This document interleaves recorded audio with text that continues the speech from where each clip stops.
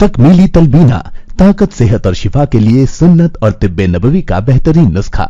नाज़रीन, क्या आप भी खुशहाल मालदारों की तरह कामयाब बिजनेस करके हजारों और लाखों रुपए कमाना चाहते हैं? अगर आपकी हाँ है तो आज ही से अपने इलाके में तकमीली तलबीना का आसान बिजनेस करना शुरू करें और चंद ही महीनों में कामयाब बिजनेसमैन बनने के तरीके बेहतरीन तजुर्बों के साथ सीखें। बिजनेसमैन बनने का ये मौका कहीं आपके भी हाथ से चला न जाए, इसलिए अभी हमसे राब्ता करें 9890963757। तकमीली food products private limited, Malegaon, India. नाज़रीन गिरामी, अस्सलामु अलैकुम वरहमतुल्लाहि वबरकातुह।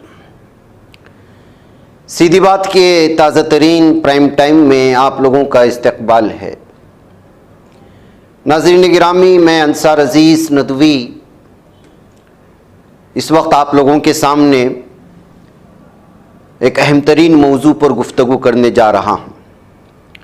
जैसा कि आप जानते हैं कि महीने के कुछ दिन में हम लोग खुसूसी मौज़ूआत पर तफसीली गुफ्तगू करने की कोशिश करते हैं, जिसमें एक ही मौजू होता है। और आज का जो मौजू है, पाकिस्तानी इंतखाबात का फीकापन और हिंदुस्तान का रवैया या हिंदुस्तानी सहाफ़ियों का रवैया। दरअसल रोहिणी सिंह ने इस सिलसिले में एक मजमून लिखा था जो 7 फरवरी को शाये हुआ था। आपको मालूम होना चाहिए कि 8 फरवरी को पड़ोसी मुल्क पाकिस्तान में इंतखाबात मुनक़िद हुए। रोहिणी सिंह का मानना है कि पता नहीं ये इंतखाबात क्यों फीके फीके से लग रहे हैं, और उन्होंने याद करते हुए लिखा है कि पाकिस्तान के इंतखाबात पर गहमा गहमी नई दिल्ली में ख़ास तौर पर सहाफ़ती बरादरी में ऐसी होती थी जैसे हिंदुस्तान में इंतखाबात हो रहे हों। प्रेस क्लब या फॉरेन कॉरेस्पेंडेंट्स क्लब में मुज़ाकरात होते थे। पाकिस्तानी सियासत के माहिरीन अपने आरा से सामीन को महसूस करते थे, लेकिन इस बार नहीं हुआ। अब इलेक्शन भी हो गया है, नताइज भी आ चुके हैं। नाज़रीन गिरामी, रोहिणी सिंह ने जो तफसीलात फराहम की हैं, मैं उसका तज़किरा, चूँकि दौराने मुताला ये मज़मून अच्छा लगा तो उसकी तफसीलात रखने की कोशिश कर रहा हूँ। उससे पहले जो आप लोगों से दरख्वास्त होती है, आप लोग उस पर ज़रूर तवज्जो करें और लोगों को जोड़ने की कोशिश करें। और इदारे की मजबूती भी, नाज़रीन गिरामी, आप लोगों की मजबूती आप जानते हैं कि करना क्या है। नाज़रीन गिरामी, रोहिणी सिंह का मानना है कि 2 दहाई कबल मुझे एक इलेक्शन याद है जब हिंदुस्तान के छोटे से छोटे इलाकाई अखबारों के रिपोर्टर पाकिस्तान इंतखाबात कवर करने पहुँचे थे। वापसी पर वो पाकिस्तान की यादें और राबिता भी साथ लाते थे, जिनसे फिर उम्र भर रिश्ते निभाते थे। हर इंतखाब से कबल पाकिस्तानी हाई कमीशन के बाहर सहाफ़ी वीज़ा के हुसूल के लिए लाइन लगाते थे। हाई कमीशन के प्रेस ऑफिसर की वैल्यू इस दौरान बहुत बढ़ जाती थी। हर कोई उसकी खातिरों मदारात करता नज़र आता था। मगर 2019 के बाद जिस तरह एकदम अवामी राब्ते भी मुनक़ते हो गए, सहाफ़ियों के राब्ते भी लगता है ख़त्म हो गए हैं। किसी भी सतह पर हिंदुस्तान में पाकिस्तान के इलेक्शन के चर्चे नहीं हैं, जो एक अच्छा शगुन नहीं है। पिछले हफ्ते में प्रेस क्लब में पाकिस्तानी उमूर के माहिर एक सहाफ़ी से मुलाकात हुई, रोहिणी सिंह कहती है उनकी, और मैंने उनसे पूछा, सर आप यहाँ क्या कर रहे हैं? आपको तो इस्लामाबाद में होना चाहिए था। लगता है कि आपके दोस्त मियाँ नवाज शरीफ वापस इख्तिदार में आ रहे हैं। उन्होंने मुस्कुराते हुए बात को टालते हुए कहा, वो दिन गए जब हिंदुस्तानी सहाफ़ी इंतखाबात को कवर करने के लिए पाकिस्तान जाया करते थे। इस मुअम्मर सहाफ़ी का कहना था कि हिंदुस्तान का सहाफ़ी इस वक्त अयोध्या में भगवान राम के साथ मसरूफ़ है। उसको अब हुक्मरान जमात के एजेंडे को चलाने और इख्तिदार में हुकूमत के बजाय अपोजिशन से सवाल करने से ही फुर्सत नहीं मिलती है, तो कैसे पड़ोसी का हाल दरियाफ्त करने पहुँच जाएगा। पाकिस्तान उनकी तरजीहात की फहरिस्त में शामिल नहीं है। हाँ, उनकी टीआरपी भारतीय जनता पार्टी के सीनियर रहनुमाओं की उन तकरीरों से बढ़ती है जिनमें वो हिंदुस्तान में रोनुमा होने वाली हर बुराई को पाकिस्तान के साथ जोड़ते हैं, लेकिन माजी में ऐसा नहीं था।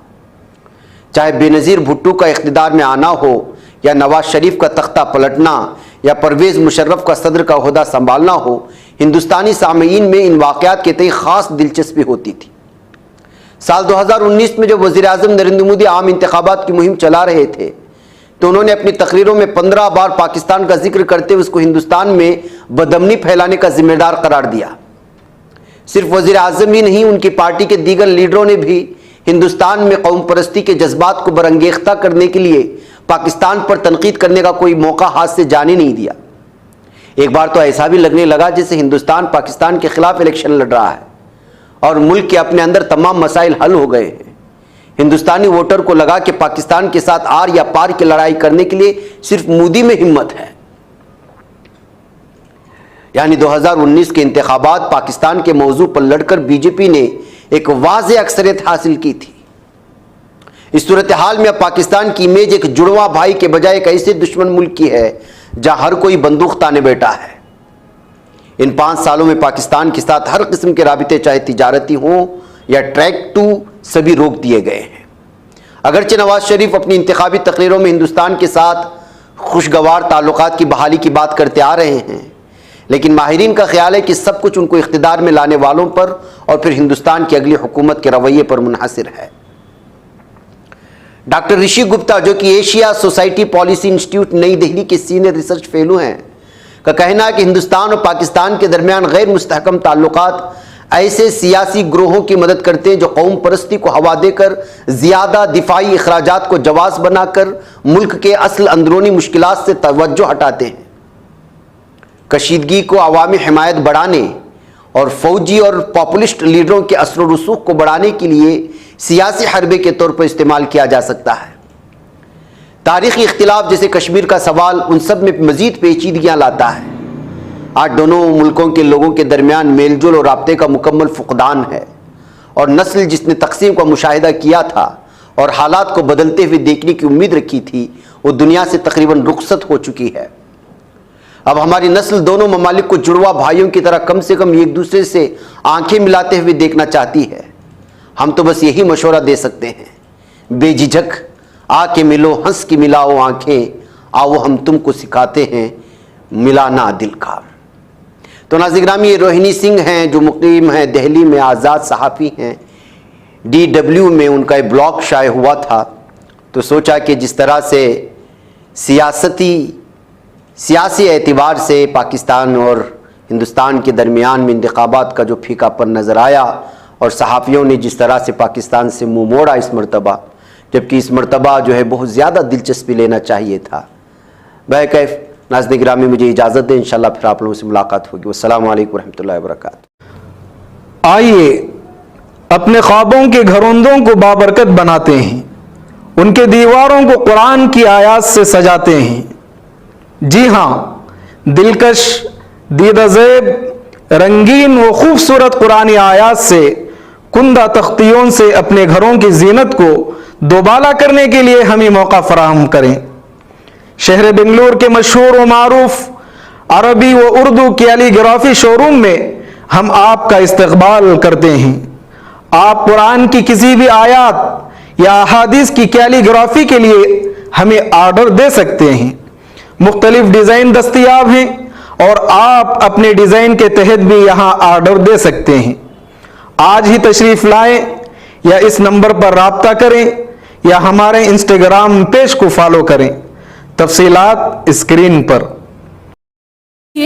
بچ پاتا ہے کوئی صحافی کی نگاہوں سے، ملاتا ہے یہ لوگوں کو محبت کی پناہوں سے، کرم اور درد مندی کا ہے ایک سنسار سیدھی بات، عزیمت جرأت و ہمت کا ہے اظہار سیدھی بات، عزیمت جرأت و ہمت کا ہے اظہار سیدھی بات۔ یہ چینل حق نگر بن کر کچل دیتا ہے فتنوں کو،